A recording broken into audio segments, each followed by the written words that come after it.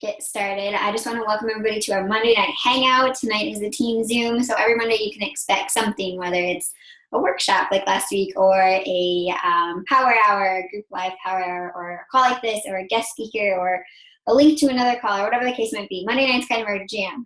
So thanks for being on with me tonight. I love seeing all your faces and your little fur babies and real babies in the background. And I'm glad that you guys are able to make time for this business while still honoring your family, because that's kind of what we're all about. So tonight's topic is a little bizarre. It's kind of all about making our business about other people, which sounds kind of strange when you would, go through our profiles and see all the selfies and, all the story sharing and the stuff like that. But I promise, as you're building your brand, that this is something that is really important. And I just also want to add that I chose this topic. This might sound kind of odd, but because this is something that I've chose to dive into quite a bit recently, and I am very much learning. And I find that I learn by sharing what I know with other people, or sharing what I'm unfolding with other people. So I'm by no means a professional on this topic. It's just some of the research that I've done and things that I've come across that I wanted to share with you. So that's kind of the premise behind this. I think that it's maybe a little bit unusual, something that's not really out there that much, but I hope that you guys have your pen and paper ready and are able to kind of take a few things away from it. So let me get this screen share set up. If you can give me just a quick nod, I can see Ashley, Marg, and Dana. If you can give me a quick nod, if you can see the slides. You're good? Okay, cool. So let's make this business about them. That's not what I want to do.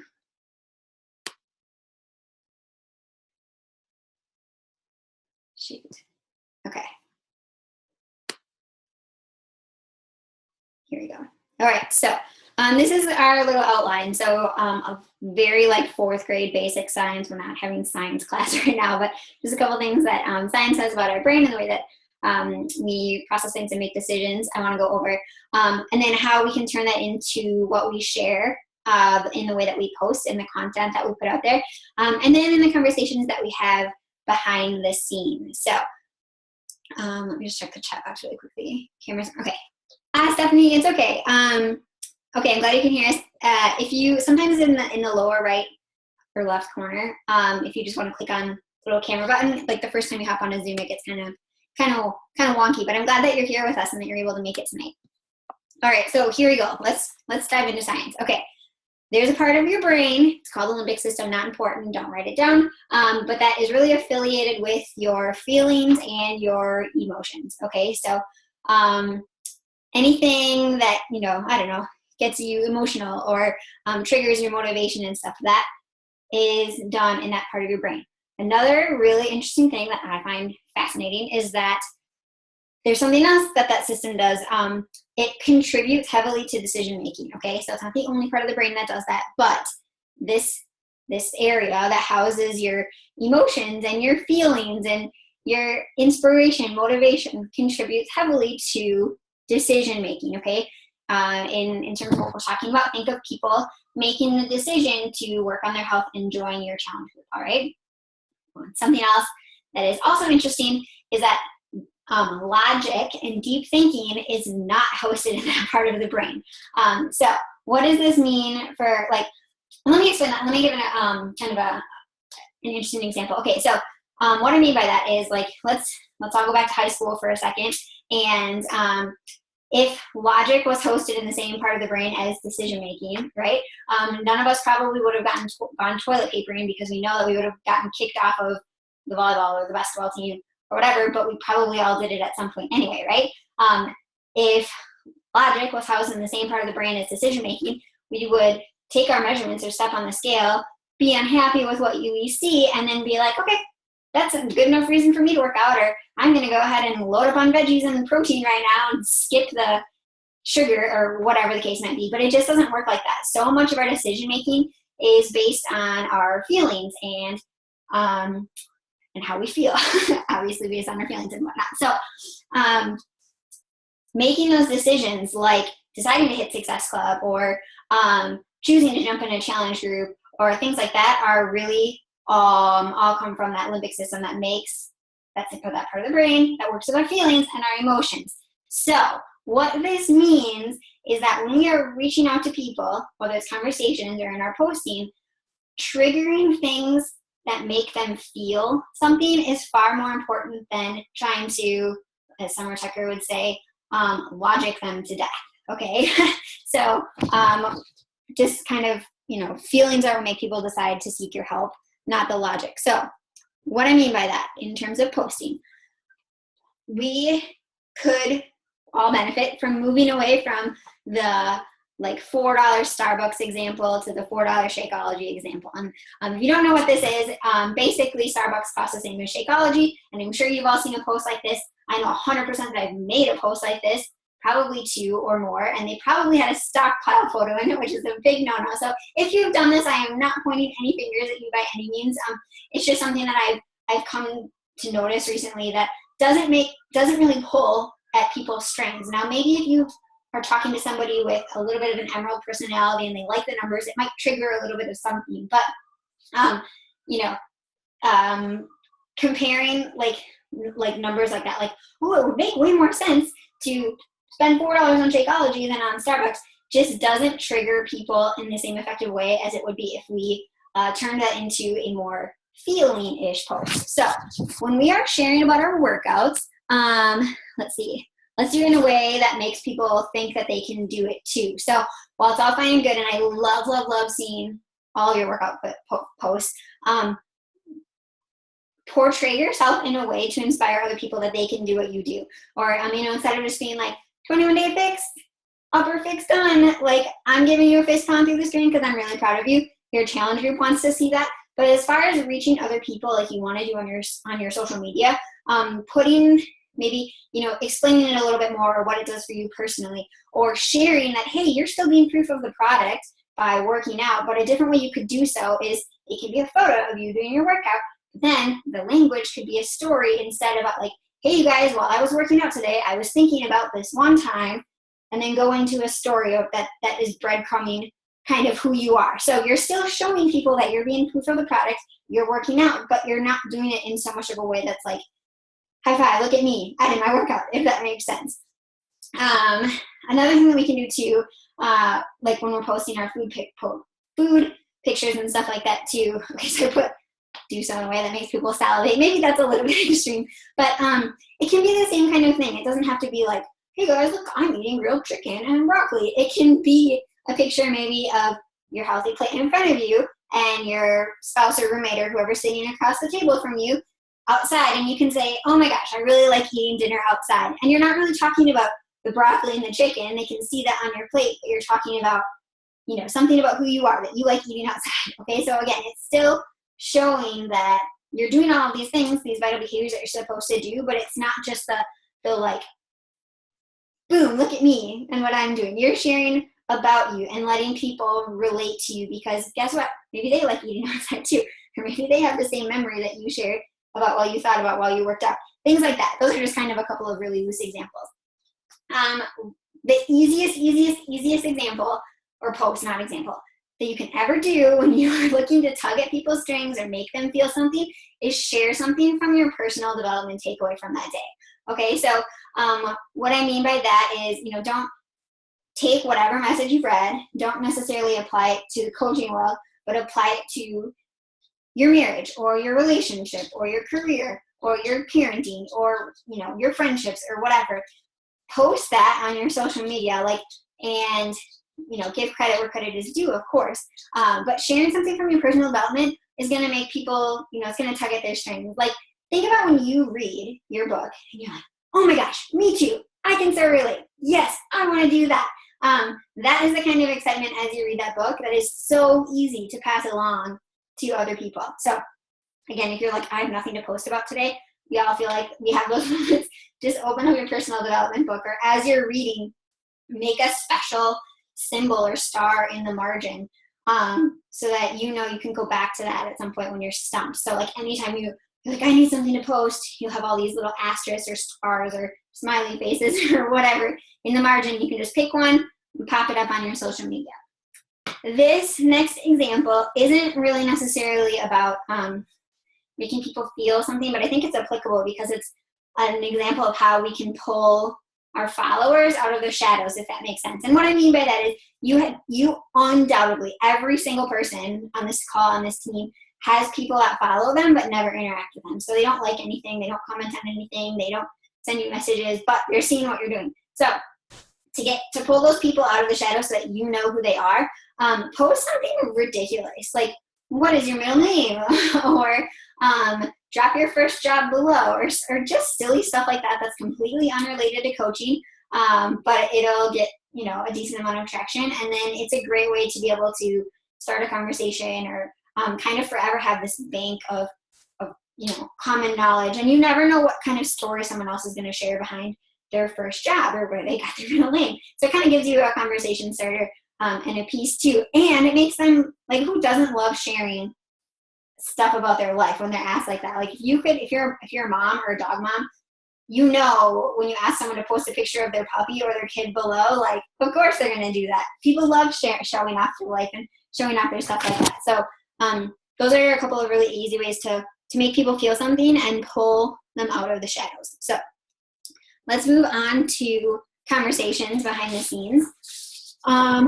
Okay, so again, knowing what we know about how our brain makes decisions and what's all involved in that, let's talk about our conversations. So one of the most important things when we're talking to people is that we shouldn't really focus on the sale and selling, but really connecting people with a product, okay? And finding out, doing a little evaluation to see if what we have to offer them will help out your current situation. So one of the best ways that we can do this is by asking more questions. They need to be the right questions.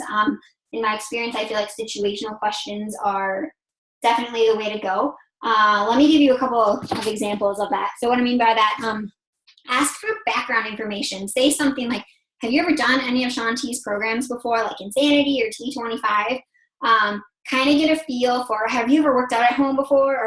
Or, questions like that. Get them talking about what they have done in the past, what has worked for them, what hasn't worked for them, so that you know a little bit more. One, it'll help you make a recommendation, but two, it gets you to know a little bit more about them.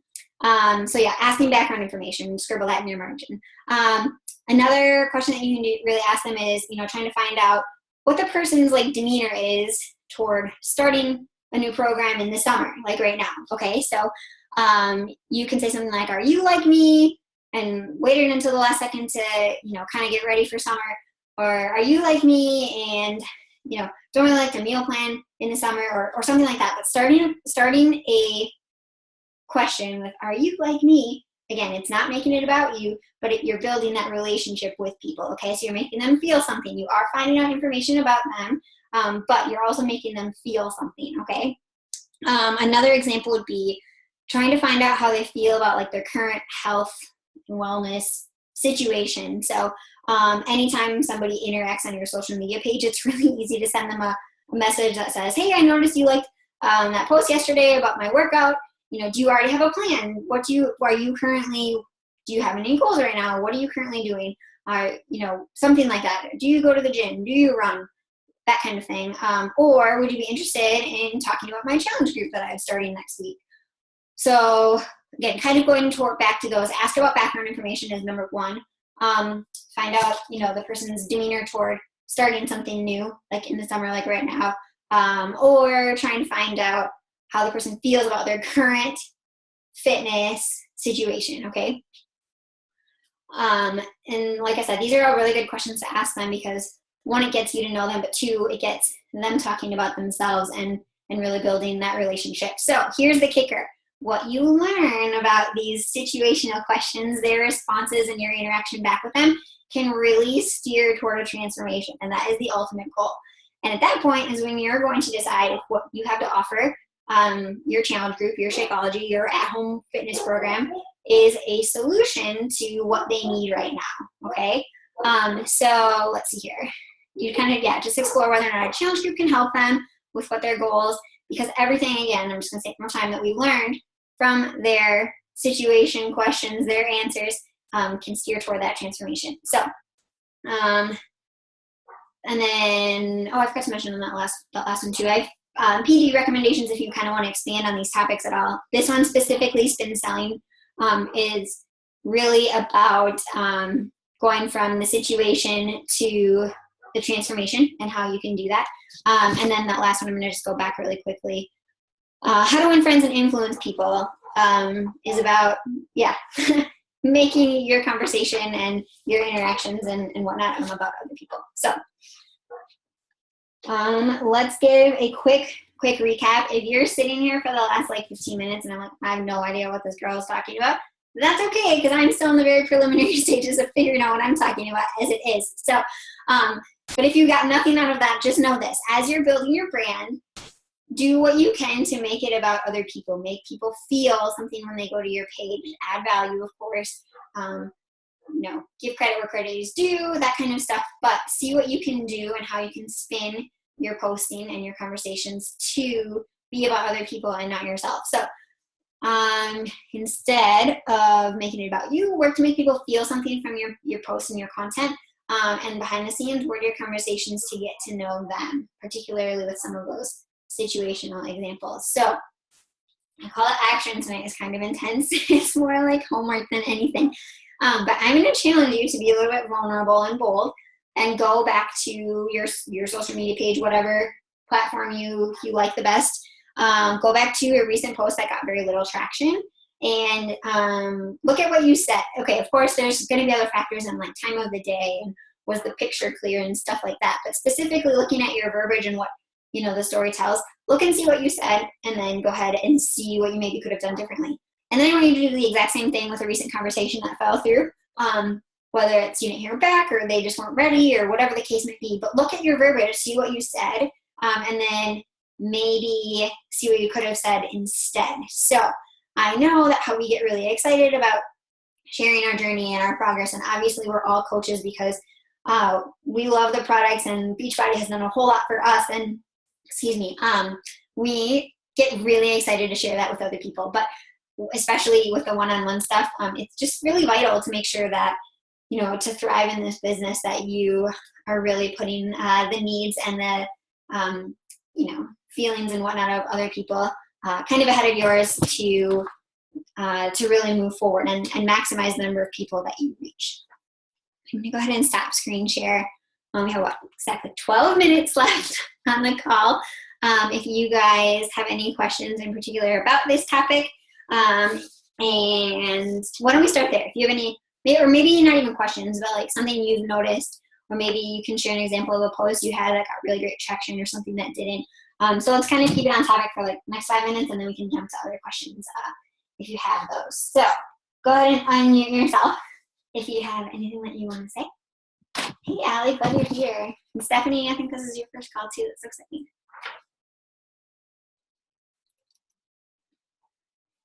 Dana, I feel like you always have something to say. I'll say something. Go ahead, Ashley. I think you're so right about like the facts and the numbers. I think they're exciting. So I tend to post that stuff because in my brain, I like organize and things that make sense and all of that. But when I think back to like when I was following you, Allie, it wasn't about that. Like what got me hooked and what got me interested was how you made me feel and how I could relate to your situation. So it wasn't about like numbers or money or facts, like anything like that. Those questions came later. But I think to open the door to people, you have to make them relate to the situation. So I think that's a really good point and something that I still struggle with. So I'm glad it was in this call. Good. I'm glad that hit home. You're always so kind. Like even hearing that, I'm like, goosebumps, because I think I'm still really, really working on this. Because like I said, I've posted the Shaco, it's $4 and so it's but no, it's so true. And just to comment on that a little bit too, I think that's like your emerald personality that shines out a little bit, that likes those facts and those numbers. Because I wouldn't say that I'm like a dominant emerald personality, but it's definitely in there because I'm like, I love tracking and numbers get to me and stuff like that. But and that's not to say too that a post like that isn't going to make somebody think. Like that whole, they might go, that's a really good point. But like you said, it's not going to be the shining beacon on your page or the vibe that they're going to feel when they think of you. So I'm not saying, you don't have to stop those completely, but like mix in other stuff too. I'm glad you brought that up. Thank you, Ashley.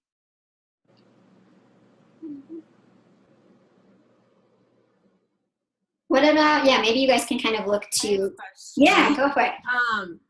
So with like tying it back to other people, how do you balance sharing your story and then bringing it back to them to get those feelings to come across when you're trying to change the direction from about you to about them? Well, I think a big piece of it, and again, like I'm still super learning, is like picking things about you that other people can relate to. Like, okay, this is a bad example for you because I know that like weight loss isn't like necessarily one of your like primary goals or whatever, but when you talk about, your transformations and that sort of thing, you can, focusing more on like how your clothes fit, like, and how like you caught a glimpse of yourself in the mirror while you were walking down the street, or the reflection of a window while walking down the street, and you like notice that you felt good about yourself instead of picking apart yourself, like stuff like that. So it's about you because it's your platform and it's your brand and it's your page, but you're choosing your topics to be about what other people can relate to or experience, or like what the other Ericas out there, like what they're going through, or maybe aren't talking about, but kind of need to hear that kind of stuff. Does that make sense? Yeah. Mm-hmm. Yeah. So I'm trying to think if I can give you another example for you or not, but like I mean, like as far as like tying it back into the brand and who we stand for, but at the same time, like being more than just the outside physical stuff. So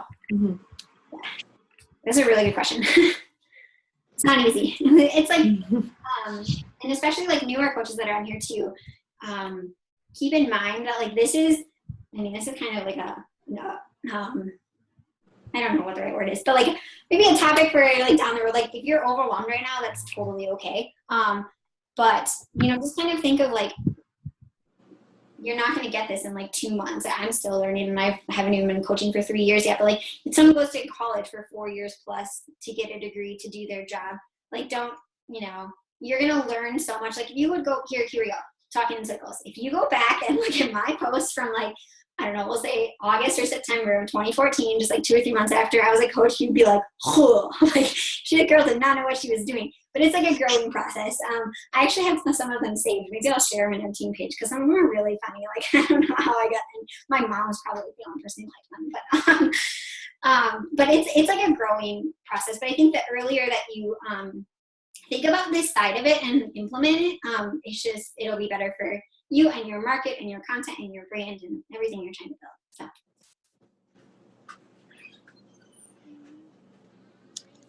What else do you guys want to talk about, or questions that you have about this topic, or comments, things you've experienced, or maybe an example you have of, I don't know, a coach that you enjoy following or something like that? Or you can type in the chat box too if you don't feel comfortable hopping on.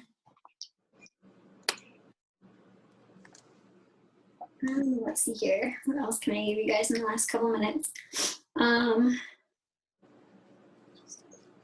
Let's see. Is there anything in particular about, I'm just peeking back at my notes, that you want me to like elaborate on at all, or as long as it's not the science practice, that is not my jam. All right, well, if you think of anything, by all means chime in, but I'm just curious, like show of hands or go ahead and chime in. Are any of you guys doing a Sean week? Like either whether it's personally or hosting a group, or Ashley, you are? Did you do the workout yet today? Yeah, okay, I haven't done it yet. I gotta go do that after this, but I'm just curious what you, Allie, are you? Fun. I'm not like I've never done any of his programs before. Like I've been super intimidated by it. So I'm excited. It was fun. Well, that's good. Allie, are you doing? I'm not. Yeah, what are you working on right now? Or what are you? Still kind of doing the core day force on the days that I can kind of handle it with my head. But otherwise, I kind of do like PIO sort of things. Okay. So I guess it kind of just varies on the day and everything. Yeah. Yeah. Dean, I think I saw a thumbs down for you. No? Erica? No, I'm not doing it. I'm on day 23 of P90X3, and I just want to give the program like its integrity and stick with it all the way through instead of like stopping it and everything. So Oh, yeah. make sure that I follow through with it, and then maybe after. But there's so many stuff that's coming out that I want to do, so I don't know which one to prioritize most. Yeah. Well, you should prioritize Shift Shop, I think, personally. But, I'll go like your prerogative, of course, and what your goals are and your preferences and your time and all that kind of stuff. So, I think that call on DU with Shift Shop really got me to look forward to it and get excited for it, because I was kind of iffy and everything, but just hearing the story made me really super stoked about it. So, that amazing heart, like you just, so it's nice to see trainers in that mindset. If you didn't catch the call that Dana was talking about, it was recorded live in the Dynasty United Family page. Chris Downing, who is the trainer for the new program that's coming out in July, was on the team call and just kind of shared his piece. So go check that out. Let's see here. Yeah, I decided this morning I was going to do Sean Week, so that was kind of a last minute decision. Like, I don't have a group or anything going for it, but I have 3 weeks till I head back to my hometown, and I was like, I'm just going to do 21 Day Fix Extreme, like start that over or whatever. And then I was like, wait a second, I can totally, if I'm starting the beginning of a program, I might as well squeeze this in. But like Ashley said, I've never done any of his programs. Like, cardio is not usually my favorite, so I figured 7 days of Sean might be good for me. But anyway, Ashley Hadley, I don't know if you can talk right now. You're going to wake up gray or not, but what are you working through? I'm on the course. Just finished day 21, so I'm kind of like Dana. I want to get it done and get it out of the way. Yeah. And then I'm going to whip out 21 Day Fix Extreme, and then Kyle and I are gonna do Shift Shop. Oh, that'll be perfect timing. Yeah. So awesome. Erica, what are you working through right now? Finishing up. I am doing 21 Day Fix. I just feel like that is a program my markets will very much like connect with, so I need to actually have experience with it. Yeah. Oh, this is the first time I'm doing it. I started it like a couple years ago, and I did like 5 days and then I stopped. Yeah, so now this is, second time around. Your first, yeah. Mm-hmm. I can relate to that. I think I started and finished it like at least 3 or 4 times before I started and stopped it before I started and finished it. And I was like, yeah, like 21 days, come on. Yeah, exactly. And I think after a P90X3, I needed a short program. Like, that one kind of dragged out for a really long time. I was like, I really want that gratification of starting and stopping one and doing the whole thing in 21 days. Right. Mm-hmm. I know, I think I'm crazy for going from Body Beast, which is 90 days, to P90X3, which is also 90 days. So I'm going to need a shorter one after this. Yeah, you definitely. And you'll have options. You could do Shift Shop after that too, or whatnot too, because it'll be around. I just saw the comments. Stephanie is doing Sean Week, so that's exciting too. Stephanie, I don't know if you can hear me or not. You can just type in the chat box. But did you do the workout yet today? Can you hear me? Yeah, we can. Woo! Yeah, I'm doing Sean Week. But other than that, I'm working on 40 Force. Oh, nice. Okay, so that's like my favorite. Yeah. Oh, that's awesome. I know. I think I'm going to work that one back in July, because I'm going to be traveling a lot. So like between when I'm done and when Shift Shop comes out, because it's like the no equipment is so nice. Yeah, that's what makes it easier for me with my work schedule. Have you done it before, or is this your first time going through it? It's my second time. Okay. Yeah. That's cool. Did you feel like, well, I don't want to put words in your mouth, but I feel like I learned a whole new set of skills from that. Like, I was like, telling my husband, I'm like, I'm going to join an MMA gym. And he's like, okay, so oh, yeah. I was like, I'm ready to kick someone's ass. I can handle myself now. Yeah, because like the first time you're so uncoordinated, but by the end, you're like, look, we're at you. So, yeah. I'm glad you like, again, see, you can talk about that. That's perfect. Like, skills. Anyway, all right, well, we are right at 5:30 or whatever 30 in your time zone it is. So I want to respect your time tonight. Thank you guys for hopping on. The recording will be up if you want to pass it along to somebody, probably late tonight. And if you guys think of any more questions, let me know. And like I said, I really want to challenge you to be a little bit vulnerable and bold and share that call to action on our team page if you want to go back and look at one, a recent post that didn't really get much traction and kind of like evaluate it. I think we can all learn from that. And then 2, go back to a recent conversation that didn't come to fruition for whatever reason, and see if there's anything you could have done differently. So thank you for hopping on, and I will see you guys next week. Have a good night, everybody.